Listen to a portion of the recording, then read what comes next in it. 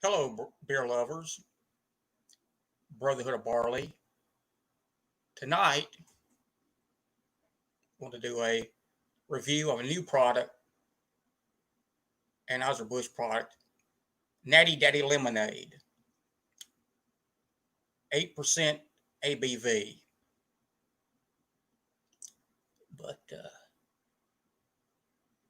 but something I started to notice was that there are tolerances on these products as far as the ABV by the Tax and Trade Bureau of the Alcohol, Tobacco, and Firearms, United U.S. government. They allow a 0.3% above or below the stated ABV. So theoretically, this product could be anywhere from 7.7% to 8.3. Thought that was rather interesting that they allow that much of a tolerance because Budweiser, they they can sample the ABV 6 times per second with their sophisticated equipment. And over the years, they have been brought to lawsuits over the fact that the allegations of watered down beer. And each time they have prevailed because whatever else doesn't matter as long as they're within the 0.3% tolerance.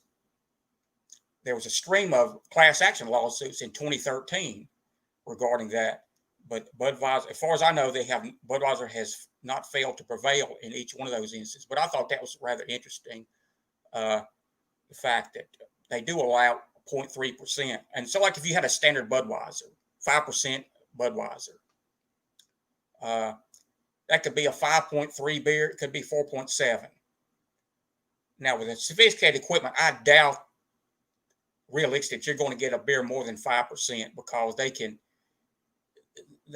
sample it down to the hundreds of 1%. But the fact that they have leeway with the government has allowed them to prevail in those cases. But back to I posted a photo of the Natty Daddy Lemonade on the Alcohol Legs Facebook group and did a little mini review there. And I also posted a photo on my Rock to Your Bach Facebook page and also in the Beer Talk 2020. So I've given it quite a bit of exposure today. And when I saw this product a couple of days ago, I was rather surprised to see it here yet. So I grabbed a couple of cans of it, and that was on a motorcycle ride. When I came back home, I stopped several times, and I basically had a mixed 6-pack in my backpack. I had 2 Natty Daddies.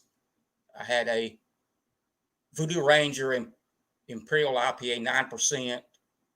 I had a Mickey's Malt Liquor in the little keg grenade bottles. I had a 16-ounce can of Colt 45 malt liquor, and one more flavored malt beverage, the Sparks Blackberry, which I have drank since then. But just like to stop around when I'm out riding, make some random stops at some of the convenience stores and just see what's available. And I happened to see this product, and I got 2 cans for less than $4. It was $1.79 per can, 25-ounce can, and with the tax added, it came to about $3.80. So that's not bad for 2 of these 25-ounce cans.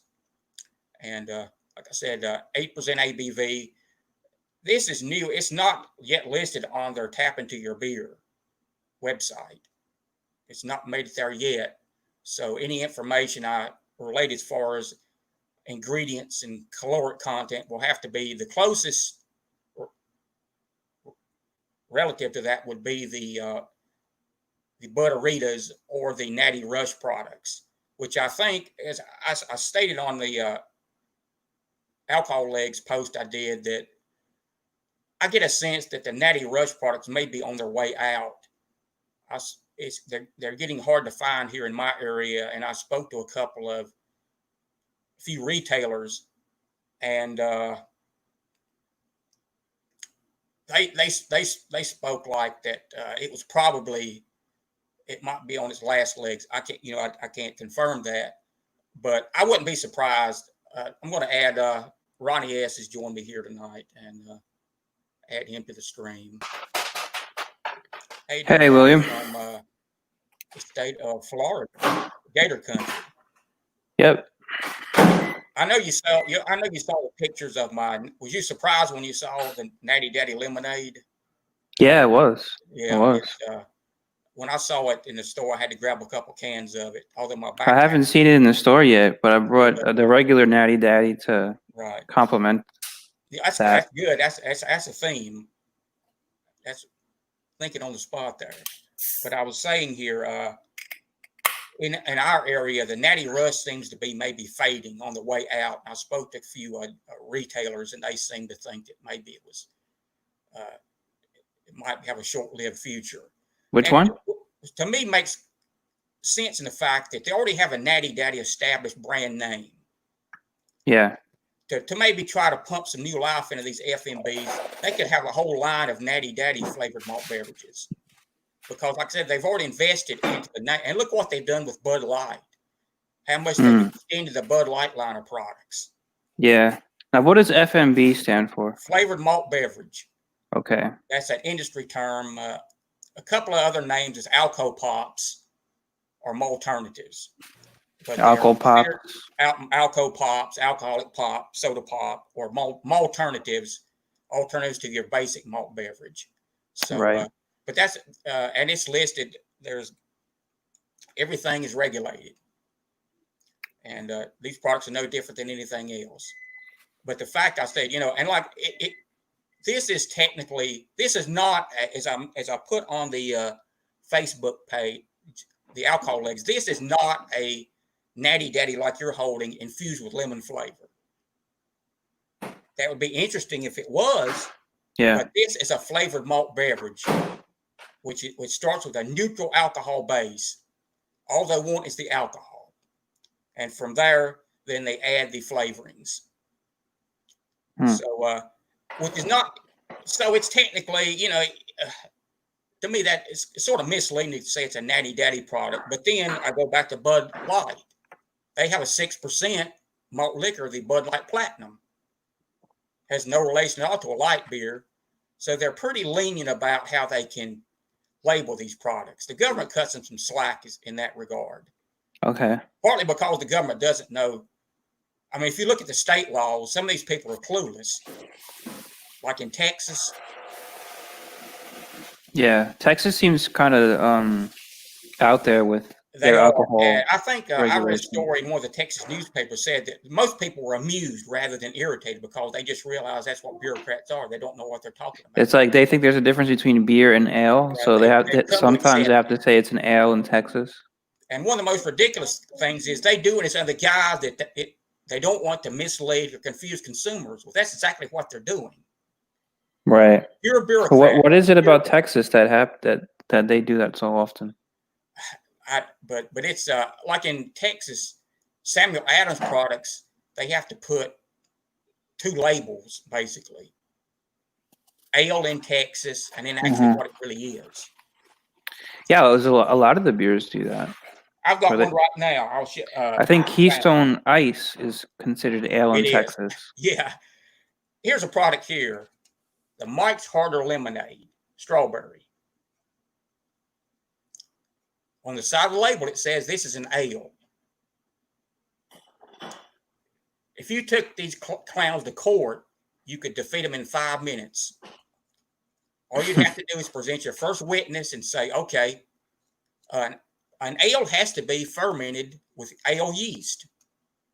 Yeah. It also has to be fermented, warm fermentation, top fermented at a warmer temperature than a lager. Mr. So-and-so from Mike's Hard Lemonade, I'd like you to produce those documents right now that would prove this is an ale. Right. When you've done that, there'll be a silence come across the courtroom. You'd have to have a beer court. And then you would hear the judge's gavel go down.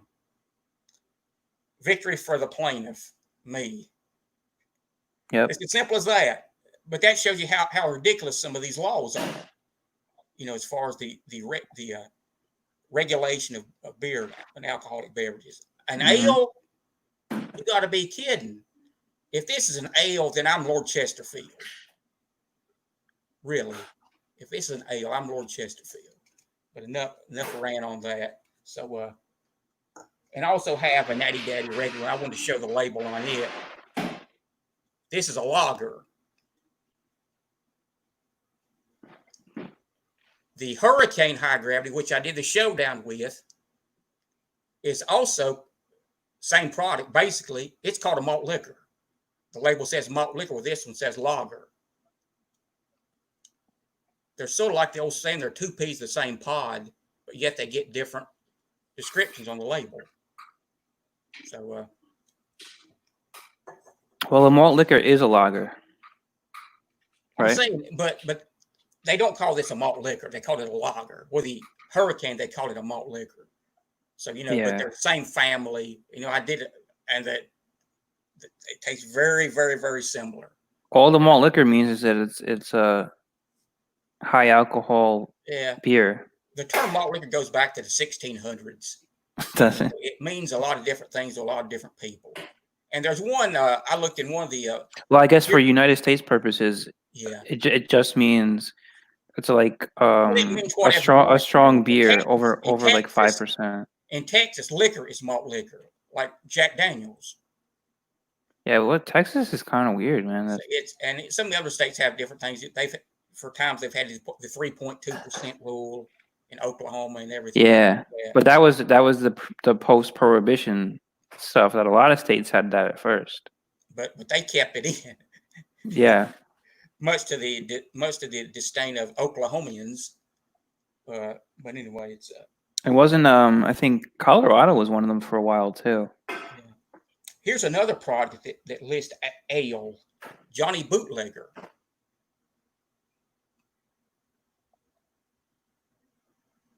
Another flavored malt beverage that says it's an ale. You'd have to be smoking some serious weed to believe that this is brewed with ale yeast. That says it's an ale? It says it's an ale. What is it actually? It's a flavored malt beverage. It's brewed it's from the same company that has the cocktails, the Club Tails. Gelato Beverage Group. You may have those in Florida. They're widely available here. I've never seen them in the store. I've seen Ron reviews them. They're 10% ABV, but they're a flavored malt beverage also. But another example of an ale. So, but just briefly go into how they as I mentioned, these are malt based through filtration. Either carbon filtration or reverse osmosis, where it travels through a filter, then goes through a permeable membrane.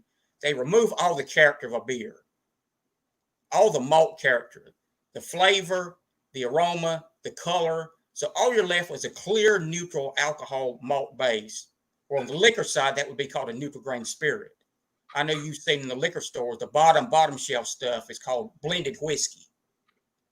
It's 20% whiskey and 80% neutral grain spirits, which is another saying for saying it's basically vodka. It's a filter. Okay. So that's on the spirit. But in the United States, there's tax advantages for doing it with malt rather than spirits. That's the reason they do it. Or in Canada, their flavored malt beverages, they use spirits in Canada and in Europe because there's no advantage not to. But in the United States, the way the tax laws are written, they save money by using a malt base rather than a spirit based product. Okay. So if you're tasting if you're tasting anything resembling a beer in these products, either it's sort of power of suggestion or a figment of your imagination, or that they're not doing their job properly. Because they want to eliminate all of the beer flavor so that they can pile on the high fructose corn syrup, the sucrose, all the flavorings. Then they have colorings and stuff. But you can soften the picture of this Natty Daddy lemonade. It looks very clear. It's a sort of a milky white, very hazy, almost like a coconut milk. So I don't think they're using any flavoring any coloring in that, if any, because it doesn't look like mom's lemonade. Sometimes it will have a slight yellowish hint to it, a lemony hint.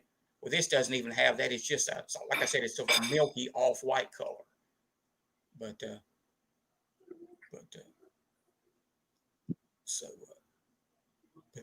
That malt base, and the law says 51% of the alcohol has to come from the malt. The other 49% can come from the flavorings. These flavorings can be fermentable too, but they have to be 50. These are stipulations only for the United States. They also have to use hops, because it's all tossed out when they remove the beer character. But they have to use hops in the United States. In other countries, they don't have to do that. But these are stipulations exclusively for the United States market. So, yeah, well, sure. Beer laws every state, every country is different. Every state is different. The beer laws are. It's interesting, though. It's interesting. It is to me sort of, I like legalistic stuff and trying to pick between what they say, what they actually mean, and things like that. So right, yeah, I think it's interesting. Yeah, but I'd taken a motorcycle ride before. I'm still sort of hot and sweaty, and I threw my Natty Daddy up in the freezer, so it should be optimum drinking temperature. So we'll get to the drinking. All right.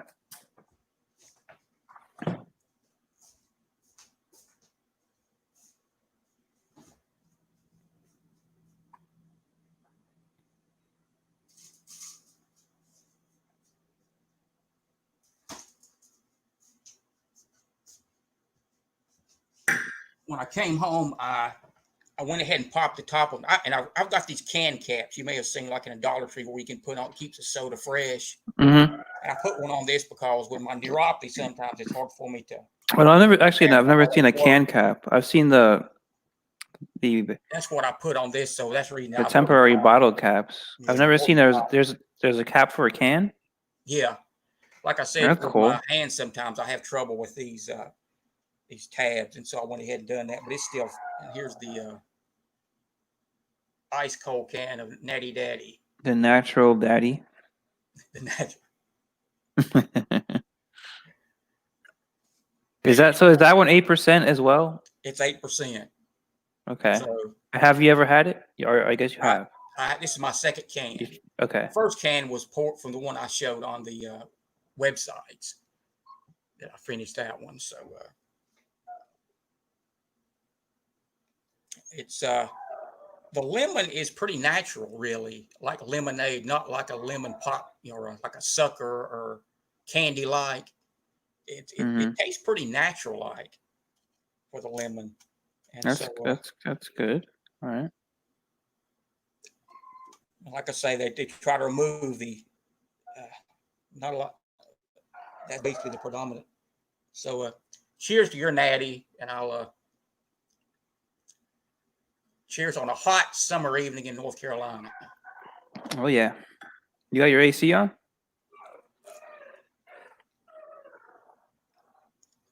I didn't have it on when I was gone. I have since I came back home, but this is refreshing.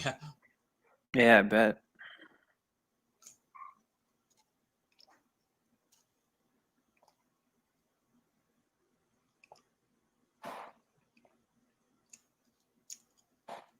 Like I said in my little written review, highly drinkable and smooth for 8%.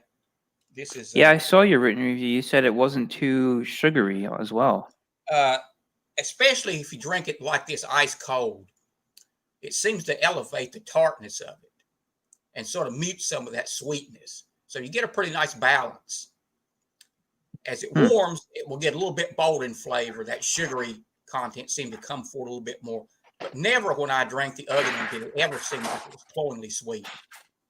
I find that the lemon tartness does a pretty good job of balancing that sweetness, more so than on some of the other ones. Some of these Steel Reserve ones I've had, the Alloy series, I don't know if you've had any of those. 8%. I don't think so. I've had Steel Reserve. I'm not sure if it was the Alloy series. Yeah, they're Molson Coors products. They tend to be a little bit sweeter and more concentrated, sugary. I've had a couple of theirs. The spiked. I know the spiked ones are popular now. And a spiked Tropical Storm. I've had several of theirs. So are those like seltzers? No, these are they're also flavored malt beverages, similar to a Natty Rush. Well, isn't that kind of what the seltzers are as well? They follow that umbrella. Yeah. But they're seltzer based. They have to have the malt base for the alcohol, but then they use a seltzer to give it that unique character.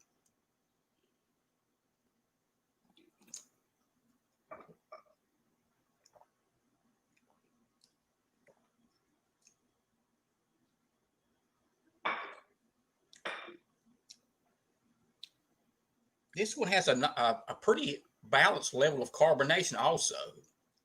It's not, some of you get sort of like the pop rocks in your mouth where they're exploding. This one, the carbonation is pretty good. It's not overly. Okay, not too much. Yeah. Well, that's pretty much how this one is. You don't know. I think actually the Natty Daddy is a pretty smooth beer. You like that one pretty good? Yeah. Some would call this a Hellesbock, right?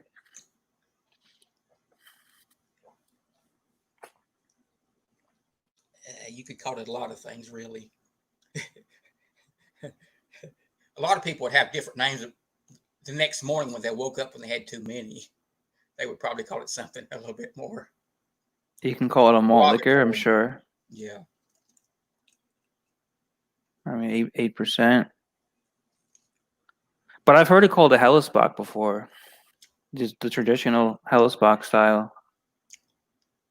That's sort of like tongue-in-cheek, I think. But yeah. This one is really, I think they did. You know, it's AB InBev. They're not going to, I'm sure this was test marketed, and they're not going to put out something, you know, a drain pour. They're just, the quality standards are too high. Mm-hmm. And it's, like I said, it's smooth, it's balanced. AB InBev reminds me so much of Honda Corporation. Oh, yeah. They do. They tend to have sort of a conservative philosophy. They're careful about bringing out new products. What they do, it's like a Honda Accord. You can drive that thing for 300,000 miles. Mm-hmm. Just basic maintenance. But the quality control, the execution, it's like, and I've ridden Honda motorcycles for many, many years. Mm-hmm. I mean, and so they remind me, they may not be the most innovative, coming out with the most innovative products, but what they do very well. And you're rarely going to be disappointed in what the final product is, because it was so well thought out, so well implemented, and so well manufactured. Yeah. And so you think that's how AB InBev is kind of doing it? Yeah, they wouldn't have come out with this if they didn't think it had a reasonable chance of success. Now, you know. Well, I mean, they can tell it has a chance of success just by the trend in the way things are going right now. And there are people, you know, there's a French word, raison d'etre. What's the reason to be? What is the purpose? Right. Yeah. Raison d'etre. Mm-hmm. And sometimes I wonder myself, you know, why am I drinking this? And there is a reason for it, at least right now. There definitely is. And for some people who like the effects of alcohol but don't like actual alcohol. Well, yeah, that's the whole thing. They may go to a party. They want the effect of alcohol, but they don't like the taste of it. Voila. I mean, and again, that goes back to the seltzers as well.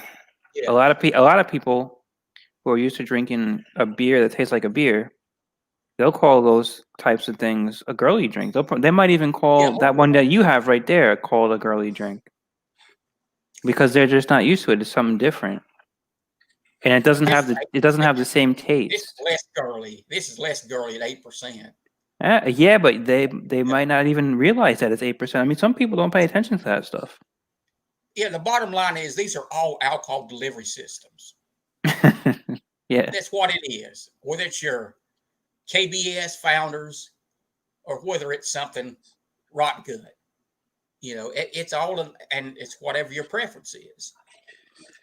Mm-hmm. But for the FMBs, but there's definitely a market for the you know, the flavored, the seltzers, the beers that don't necessarily taste like a beer anymore. It tastes like something else.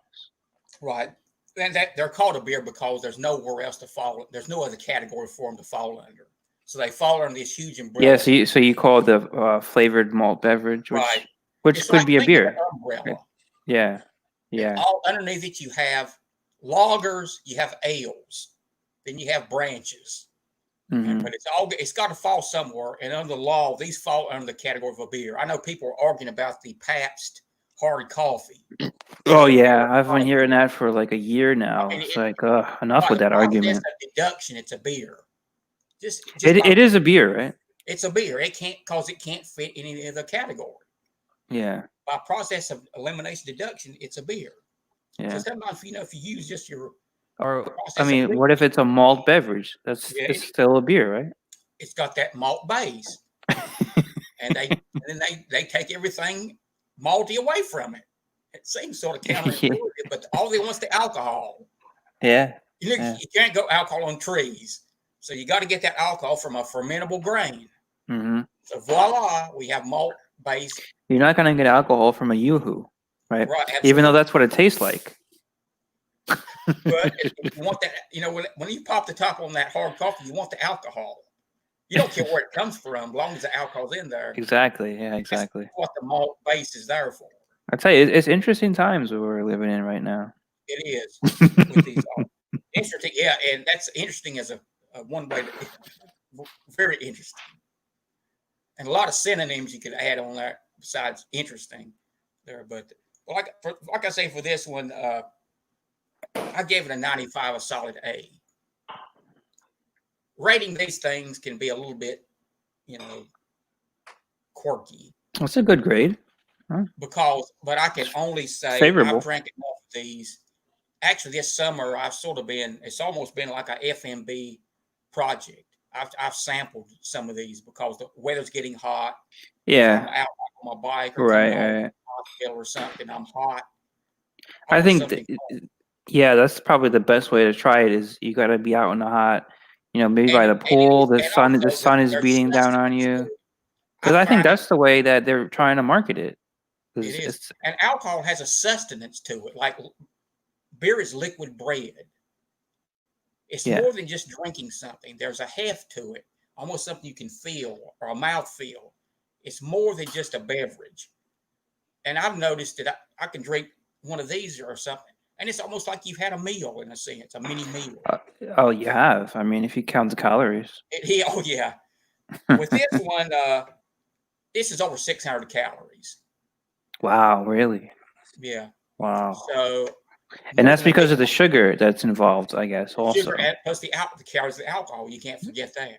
Yeah. So the sugar combined with the high alcohol content is a meal. Even more than a meal. I mean, 600 is a lot. Big Mac is around 540 calories. Right. This is more than a Big Mac. It's more than a Big Mac. A Big Mac and maybe half the fries or something. Yeah, or small order if they sort of cheat you a little bit. Maybe one chicken nugget. Yeah, George.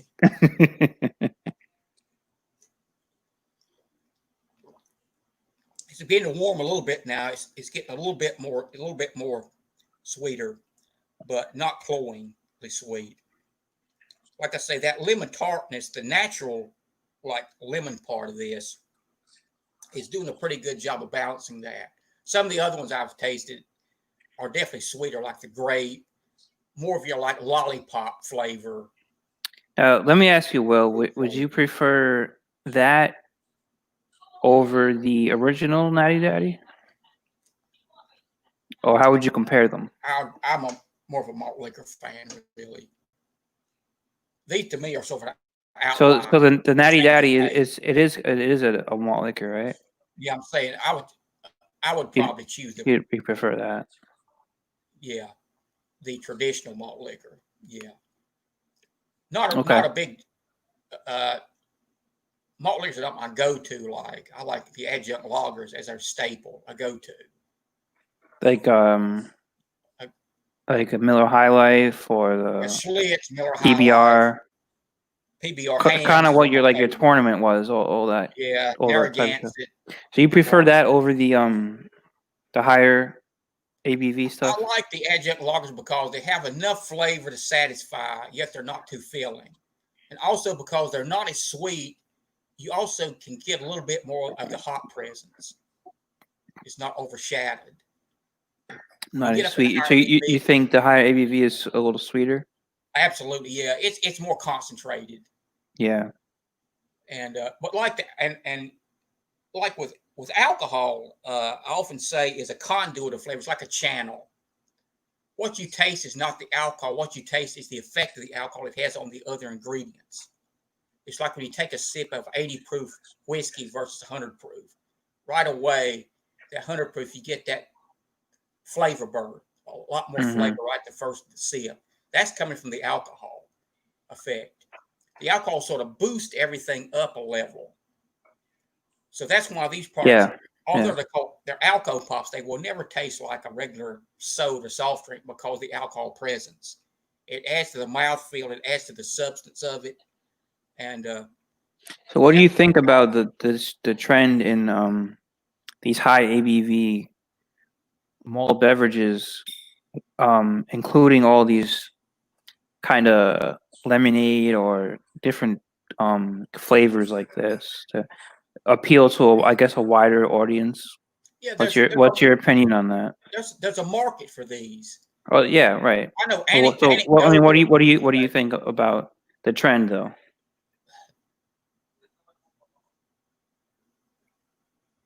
I think it's uptrending because to some of the younger generation, a Budweiser, a Miller High Life doesn't mean anything. It seems like your dad's beer. It Maybe. is. If they're so they don't want to go for the regular Budweiser, and they're getting buzzed and having a good time, right? Give me that.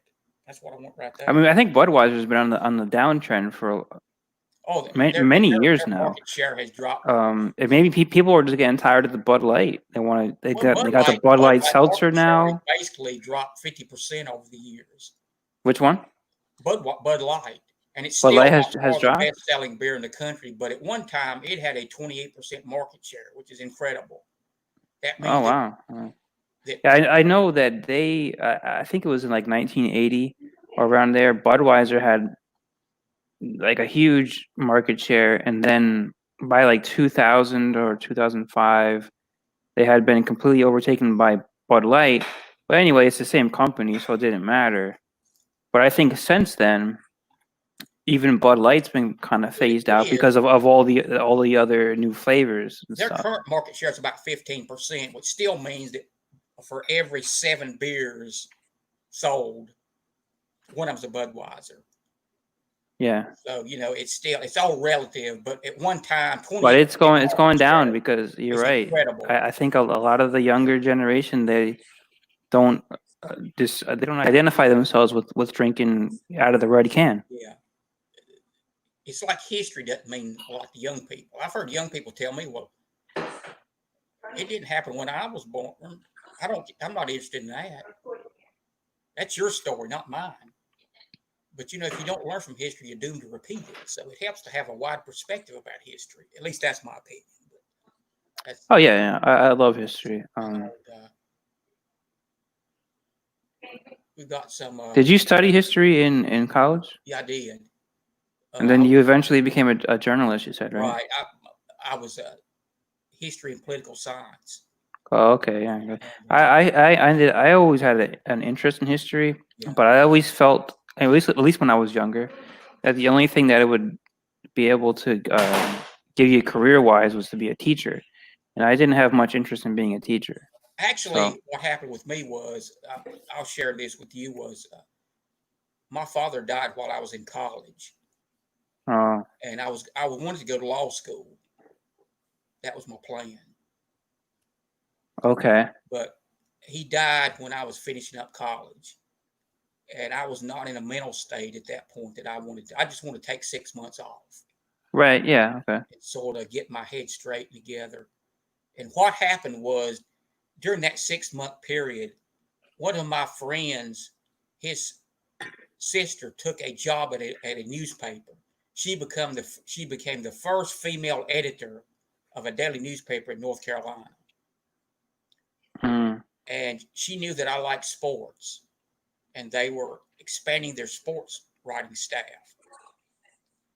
She got in touch with me and asked me if I'd like to just sort of come, she knew my situation, to get your mind, off of things, and just come in and like work a few football games for us.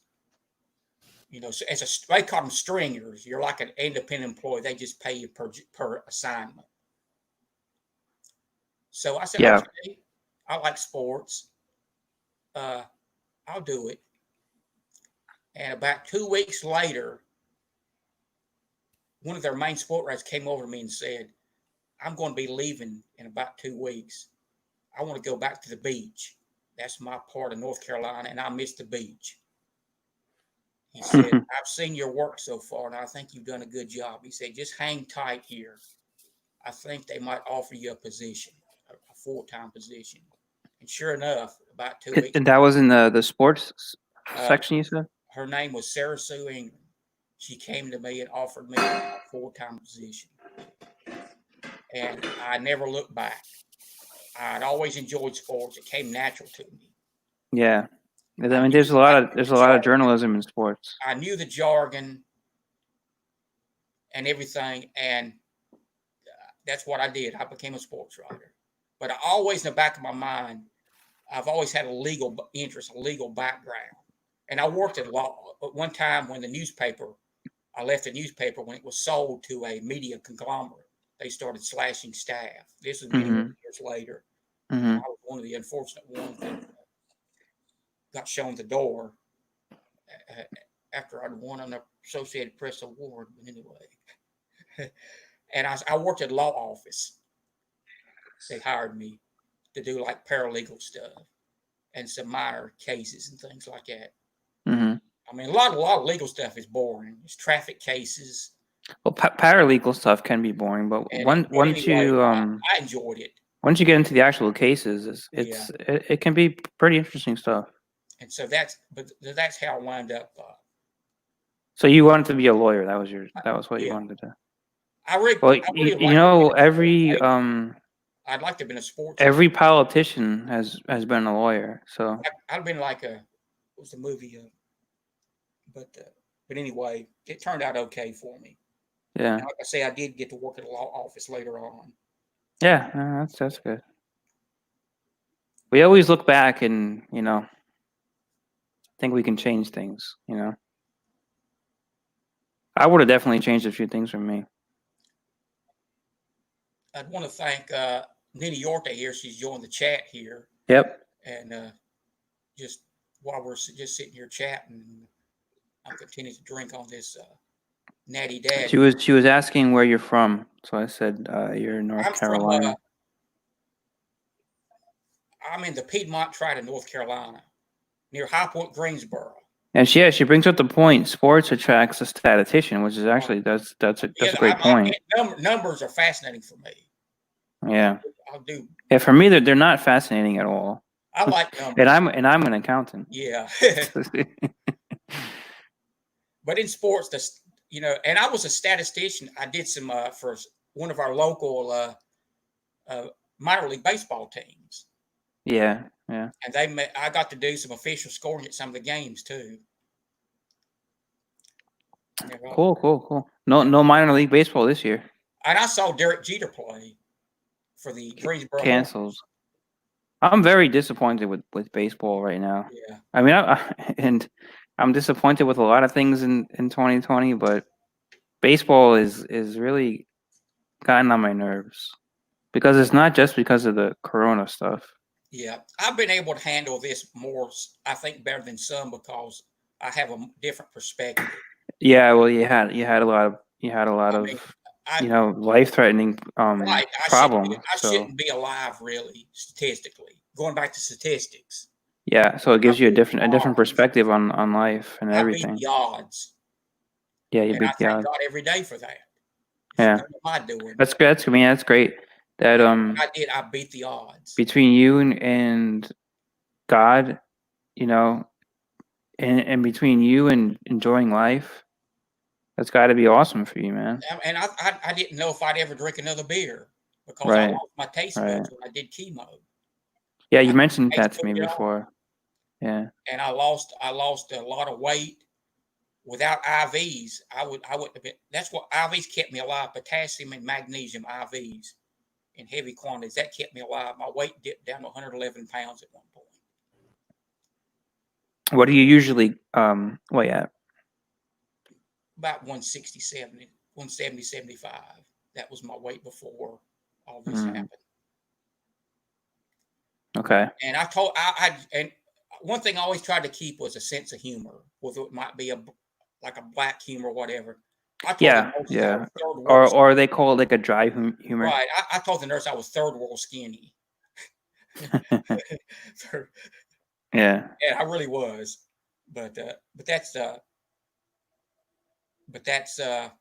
Are you close with your family over in North Carolina? Do you have not no. no? I live alone, and Did you grow up in North Carolina? yes, I've lived in North Carolina my entire life. I like North Carolina. They're the same distance from the mountains to the beach. Yeah. Uh, So where's your family? I mean, if you don't mind me, I don't want to put you on my the family spot. is here. I am the family. And I guess my extended family would be like my motorcycles. That would be my extended family. They never talk back to you. You can hop on and go. All you need is a stretch of road. Hmm. Great therapy. There's an old saying: you never see a motorcycle in front of a psychiatrist's office because it's a cathartic effect. It really cleanses your mind. And I love if on a scale for me like beer is an 8.5 or a 9, for me motorcycle is an 11. It's like Spinal Okay. Tap. That's how much I enjoy it. And actually, I Yeah. still have my helmet here where I took off. Like I said, I left before. This is my Valentino Rossi helmet. This is one side which has the sun, if you can see. That's the sun side, and this is the moon side. The sun and the moon. Oh, the moon looks a lot meaner. So it's a 50-50 split. That seems like a 75-25 split. The moon is a Oh, look, from real the front, you can see mean looking guy. you see the yellow and the black. It's Yeah, basically, but I would say the moon looks a lot more menacing yeah, than, it's than more the sun. but that's my Valentino Rossi is like the uh, Michael Jordan of motorcycle racing. Phenomenally talented, and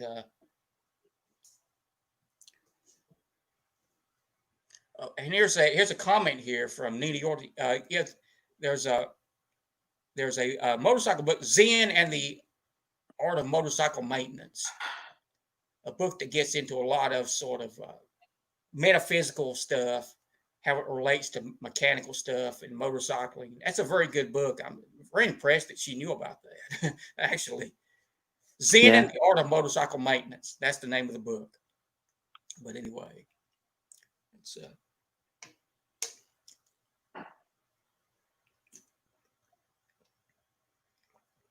So you're enjoying that. I'm still enjoying the Natty Daddy. I wouldn't be hopping back on the bike tonight for the Natty Daddy. Did you decide to just do it from the can? No pour? Yeah, I decided.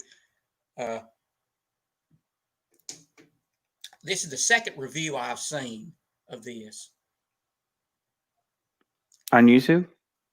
There's a guy, Mala Masalam. I'll give him his noted due. He was the first one to do it, and he drank it. You know what I think? Well, I honestly I think North Carolina has a great distribution of um like American, not necessarily it has to be adjunct lagers, but also just like a specialty one like you have there. Yeah, North Carolina and ice beers and yeah, I'm pretty fortunate. I know. North Carolina has a good selection as compared to I'd say other states.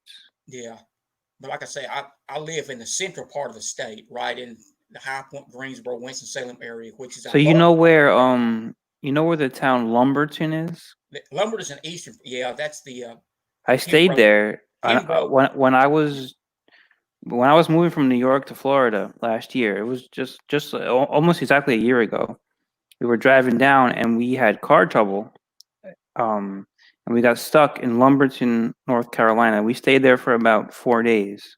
Yeah, I actually spent 4th of July 2019 in that town. yeah. There's a lot of Native Americans that are the Lumberton Indian tribe. And they Really, also have a really. Pembroke University in the area. Yeah, Yeah, I've been there I didn't before. see any Native Americans. Many years ago, they had a speed shop at Lumberton Ford. They did a lot of aftermarket stuff, and I took my Mustang 5.0 down there. I rode it to Lumberton one day, and Yeah. I had an aftermarket exhaust put on it. I had the gearing changed, the rear end gearing. I got a Hurst shifter put on it, and I came back. I mean, it was loud and it was muscular. I had a lot of torque because I shortened up the gearing, the final drive gearing on it, and that was fun. But that's the only time I've ever been to Lumberton. But it is the Lumber Indian tribe. It's South North Carolina. It's almost very close. It's almost very close to the South Carolina border. It is. It's southeast of where I live. But I live, like I said, I'm only 20 miles from Greensboro. Greensboro is about the same size as Pittsburgh and Cincinnati. It's a big city. Winston-Salem, which is the same distance in another direction. Greensboro is northeast. Winston-Salem is straight up north. Winston-Salem's population is more than 250,000. So you take those two plus High Point, which is about 8 miles away from me, it's 100,000 people. This is a large metropolitan area. Nina has asked, is that near Kitty Hawk? Lumberton is pretty far. Kitty Hawk is further along the coast. Farther to the east. Much farther to the east, because Lumberton is right. It was right on I-95 because I was going down I-95 and that's where we got stuck. So we just went to the nearest place. I guess Kitty Hawk is probably closer to the coast. Right, the coast, the bank, the Outer Banks. But North Carolina's a state that's very wide from east to west. It's 500 miles from the Tennessee border, north, and the ocean. And I'm right in the middle, so I'm about 250 miles from the beach, about 250 miles from the tip of North Carolina, which borders with Tennessee. That's the Cherokee Indian area. And we also have the Blue Ridge Parkway runs through North Carolina from Virginia. That's a beautiful stretch of road there, if you like. I like to get right up there. There's no billboards. There's no side roads, really. It's just like almost being transported back in time 100 or 150 years ago. Very serene, very peaceful. It's another, say, like almost therapeutic type of trip, if you like to get away from the hustle and bustle of modern day life. So that's, I enjoy that.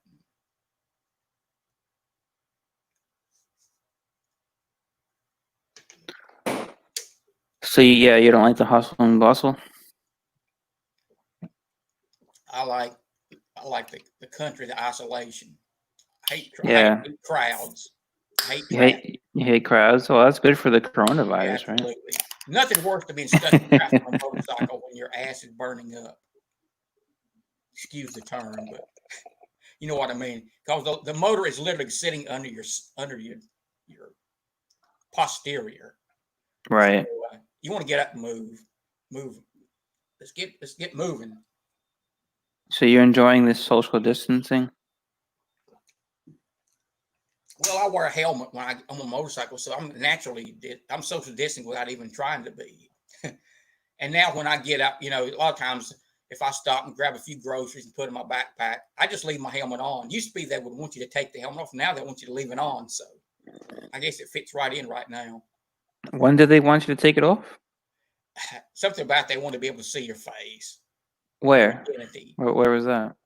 That was in some of the stores, but now it's fine. Leave it on. So I guess it saves you a little time. Yeah, they just recently passed an ordinance in my local county where I have to wear a mask. They're mandatory here where I live. Indoors. Anywhere you go, if it's like over 10 people. So actually I can go to like a gas station where, if I go inside the gas station, there's not going to be that many people, so I don't have to wear the mask there. But if you go to, a supermarket or the mall or and then restaurants, it's you gotta walk in with the mask, but then once you go sit down, you can take it off. And I guess if you want to get up and go to the bathroom, you gotta put it on.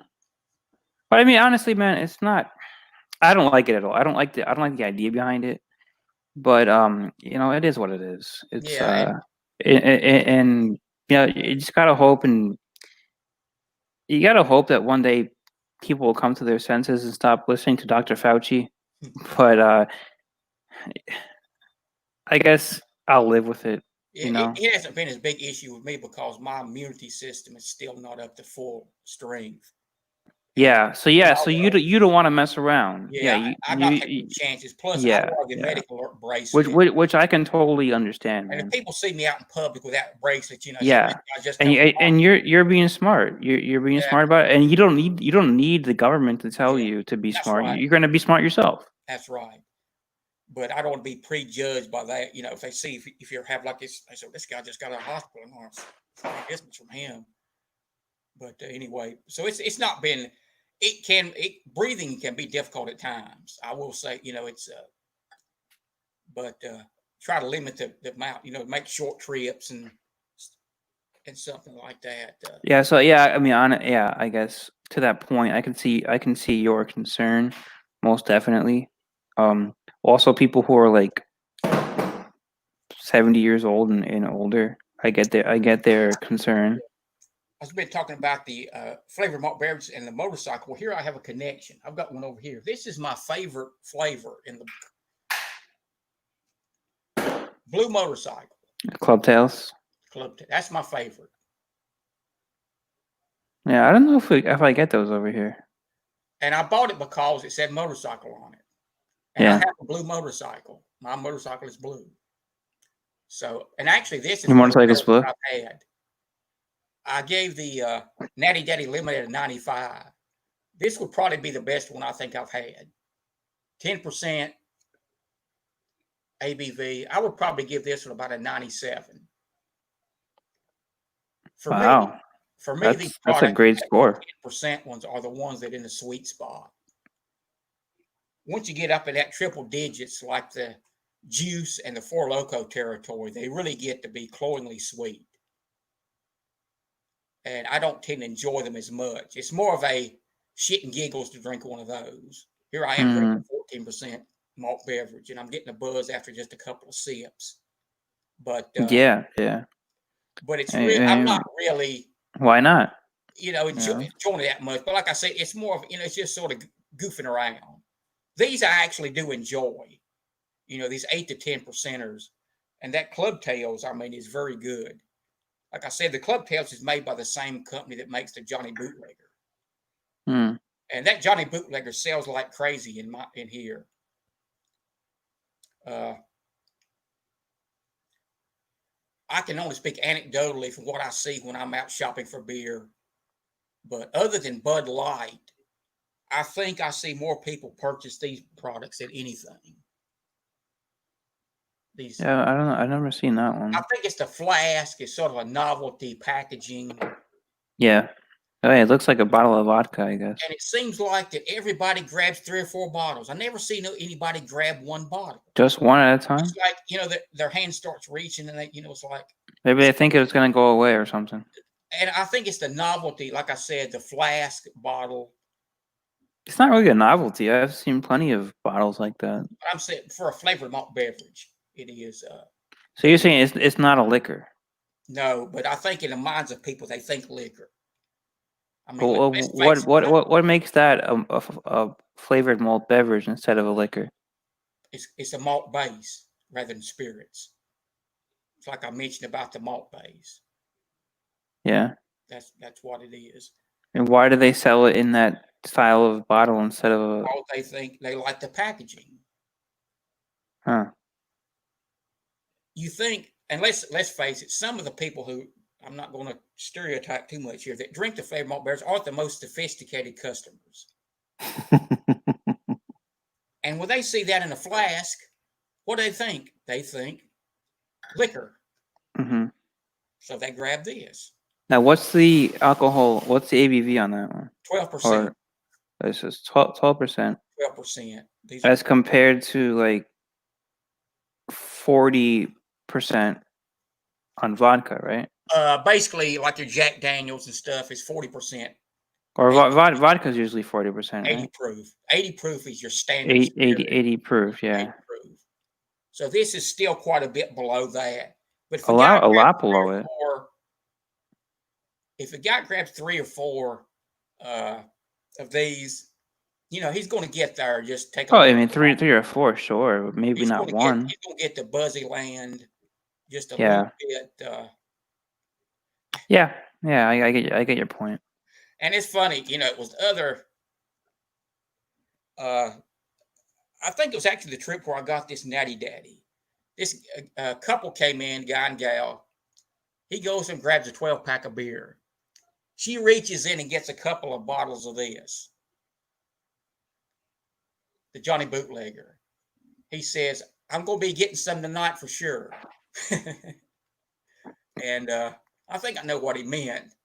But anyway, I thought that was pretty funny. So Anonymous Coward in the chat, he's asking maybe it's brewed instead of distilled. Right. That's another. You're right. That's absolutely true. So that makes it a beer instead of a spirit, right? Flavored Malt Beverage. I should have mentioned that myself. The fact, but I mentioned it was malt based, so it is. It's brewed instead of distilled. But I'm going to do a review of this. I'm going to grab another bottle. This was sour grape. This flavor. Mm. So I'm going to grab one of these and do right now. Not now. So I'll put that. And I think I'll grab in the future. Cocktail. So is there any future plans for another tournament? I think we were thinking of doing the ale tournament, right? Ales. Considering what happened in my last tournament, I want to make sure that I'll be able to finish it. Be honest about it. So I'm sort of taking it week by week. Okay, all right. But it definitely is something. But that didn't turn out exactly like I had planned. The last one. So I think that I want to make sure that I'm up to snuff. Okay, I got you. Yep.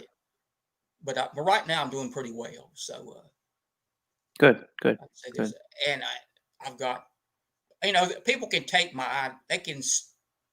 I got plenty more ideas. I thought about doing an elevator beer series. You start at 4% ABV, and each week you go up like 4, 5, 6, 7, 8, 9, 10. Everybody bring a 4% beer, then a 5%, then a 6%, 7, 8. Wow, that sounds pretty fun. That's the beer elevator. So the first week it would be like 4% to 4.9. Second week it'd be 5% to 5.9. They just move on up the table. I thought that would be fun. Wow, yeah, I like that. And another one I thought about was pandemic beers. We were just talking about that today on Wildcard Wednesday, the pandemic. We were thinking communist beers. I took a different tack than that. What I was thinking was bring a beer that's masked, that people don't know its identity. And everybody will try to guess each other's beers as they give out clues during the drinking period. Okay. And these are great ideas, man. These are really good ideas. So, each one as they drink it, be sort of like a game show. Yeah. Each person begins to drink, they will give out little subtle clues. And everybody will try to guess what someone else is drinking.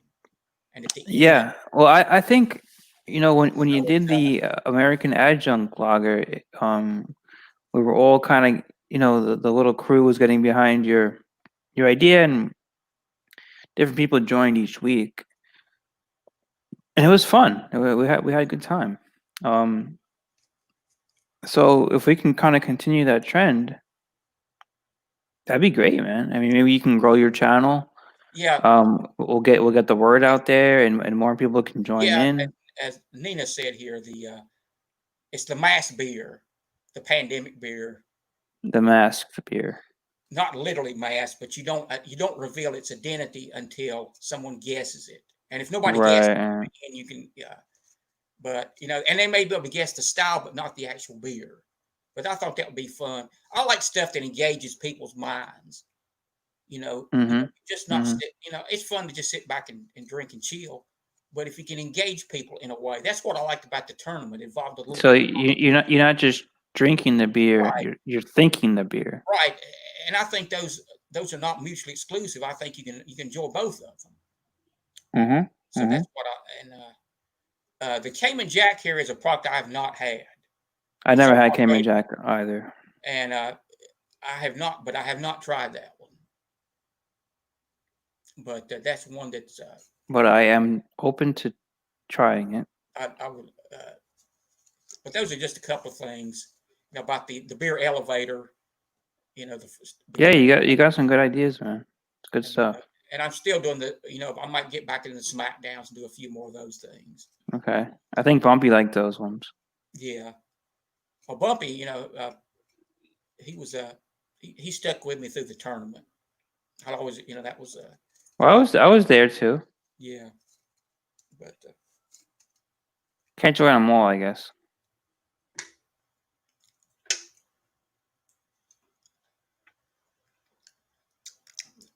Not much left in the Natty Daddy. Not too much left.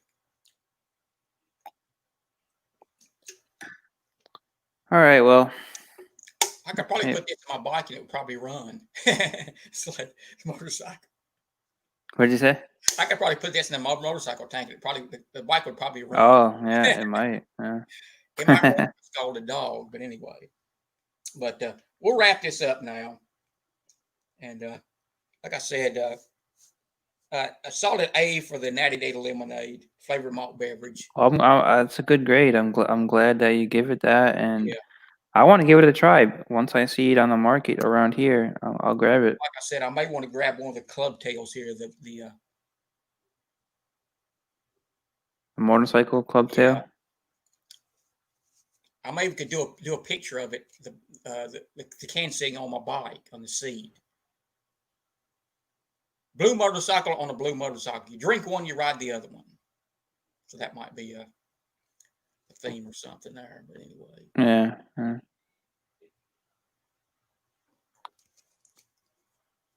All right. Well, I'm gonna head out of here. Yeah, I'm glad you joined tonight, and it was great talking to you, man. Yeah, I decided, when I saw this, grabbed a couple cans. I said, I think I'm going to do this. And it seemed like a lot of people enjoyed seeing it on the alcohol. Yeah, definitely. Many months, but happened to see this, and it's sort of fun to find a new product, even if it's not something exceptional. It is fun. It's a lot of fun. Yeah. And I want to thank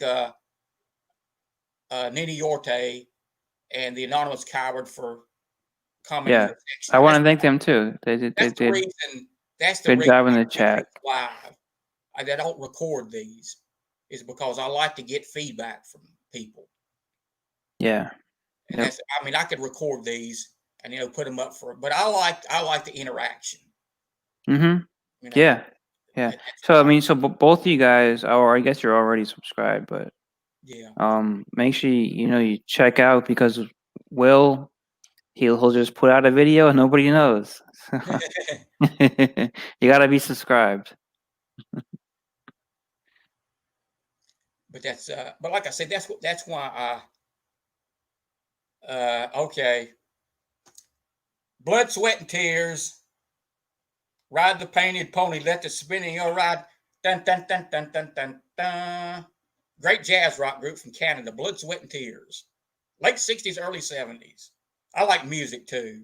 So anybody that there's a Facebook group, right? Rock till you balk. Yeah, and I used to post some on the one of the other Rock and Roll Club.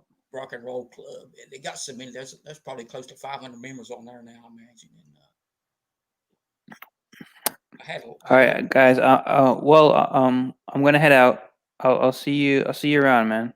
Stay safe, and you as well. And the next time you come up with any ideas, just let us know, and I'd be happy to join. All right. I'm glad to have you. I was going to do this anyway, and I said, "Well, I'm going to do it tonight." And thanks for having me. Thanks for having me. Interact with people, because it's to me that adds to it. I think that's the best part of social media: the fact that people are. It is exactly. I think that's actually the point. Is to interact with people. Faces planted in a smartphone. But some people, young people, cannot communicate anymore verbally. Yeah, that's true. And when they get in situations where sitting across the desk from someone who might want to hire them for a job. They don't know what to do. Yeah. And every other word they use is like, and they have their head pointed down. It's not going to end well. It's not. Yeah. Yeah. I mean, you need to But get that's a different topic for a different day. That's a whole new thing. But like I said, glad you could join me tonight. And thanks for having me, man. I'll see you around. Bottoms up, and don't spill a drop. Until next time, and once again, I want to thank the commenters tonight. Till next time, stay safe.